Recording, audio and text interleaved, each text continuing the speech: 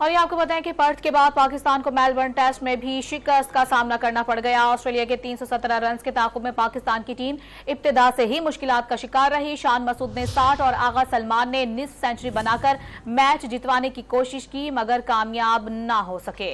आपको अपडेट कर रहे हैं इस हवाले से कि पर्थ टेस्ट के बाद अब मेलबर्न टेस्ट में भी पाकिस्तान को शिकस्त का सामना करना पड़ा है।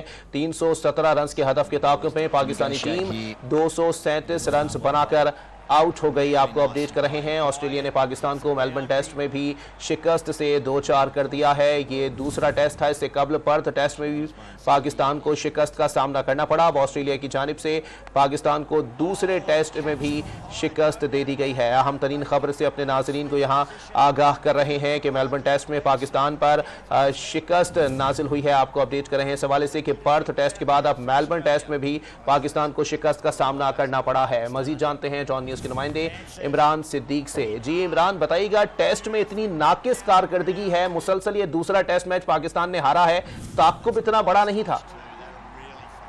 बिल्कुल, ये मुसलसल दूसरा टेस्ट मैच नहीं, ये मुसलसल 16वां टेस्ट मैच है जो पाकिस्तान ऑस्ट्रेलिया में हारा है। और नवंबर 1995 के बाद से पाकिस्तान की टीम ऑस्ट्रेलिया में कोई भी टेस्ट मैच नहीं जीत सकी है अभी तक। उसके बाद जो भी 99, 2004, 2009, 2016 और 2019 में जितनी भी सीरीज खेली गई हैं उसमें पाकिस्तान को क्लीन स्वीप शिकस्त का सामना करना पड़ रहा है। और लग ये रहा है कि इस सीरीज में भी कुछ ऐसा ही होगा। अब से कुछ देर पहले तक ऐसा लग रहा था कि पाकिस्तान मैच में है, लेकिन मोहम्मद रिजवान के आउट होने के बाद 4 विकेटें जिस तरह से गिरी है, कोलैप्स हुआ है पाकिस्तान का, और 237 रन पर पूरी टीम जो है वो आउट हो गई। पाकिस्तान के जो मेन बैटर हैं बाबर आजम, वो पहले टेस्ट के बाद दूसरे टेस्ट में भी नाकाम रहे। आज उन्होंने 41 रन की मजामत जरूर की, लेकिन 2023 जो है वो उनके लिए डरावना ख्वाब साबित हुआ है। एक भी 50 वो इन 5 टेस्ट मैचेस में स्कोर ना कर सके, वर्ल्ड कप में परफॉर्म ना कर सके, एशिया कप में परफॉर्म ना कर सके, जिसकी वजह से पाकिस्तान को भी मुश्किलात उठाना पड़ी। और अब मेलबर्न टेस्ट में 317 रन का जब पाकिस्तान को हदफ मिला था,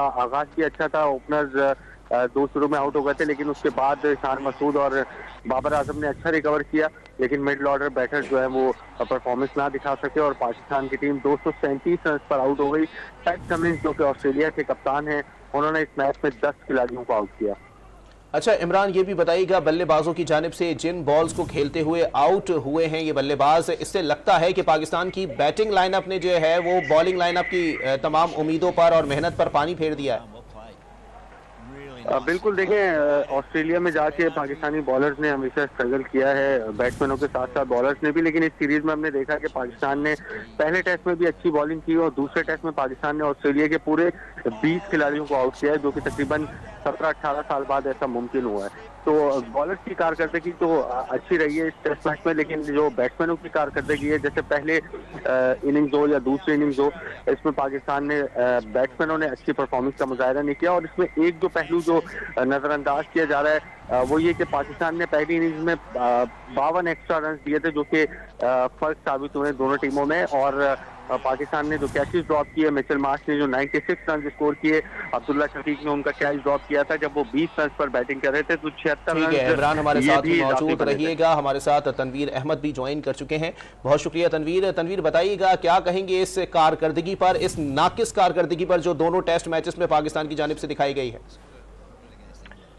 देखें, इस चीज के बारे में तो खैर हम लोगों को पता था कि यही हालात होने पाकिस्तान के साथ, लेकिन ये जो टेस्ट मैच है ये हमें लग रहा था कि जब पाकिस्तान ने भी सेकंड बैटिंग स्टार्ट की थी शायद जीत जाए। लेकिन अगर उससे पहले हम पीछे चले जाएं, ये इतने जो पहली इनिंग में ऑस्ट्रेलिया ने इतने रन्स कर दिए, वो आपने जो 52 एक्स्ट्रा दिए, ठीक है, उस पहली इनिंग में आप देखें कि वार्नर का शुरू में कैच छूटा, उसके बाद कोई 80-80 उससे ज्यादा रन की पार्टनरशिप लग गई, उसके बाद जाके 1 विकेट गिरी। तो ये चीजें जो हैं भाई, ये सब चीजें नोट करनी पड़ेंगी कि हम उनको रन करवा रहे हैं।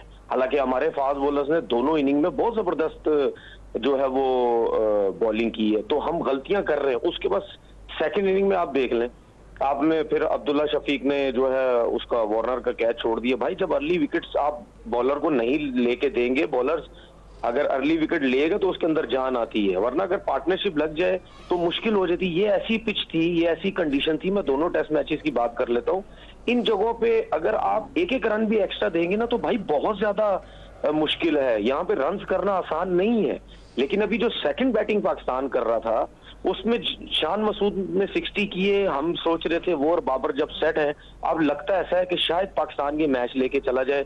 शान आउट हो गया, बाबर सेट हुए, हम ये सोच रहे थे कि बाबर अब थोड़ा सा लंबा जाएगा, जीत सकता है मैच, वो आउट हो गया। रिजवान की क्रूशल विकेट थी, वो आउट हो गए।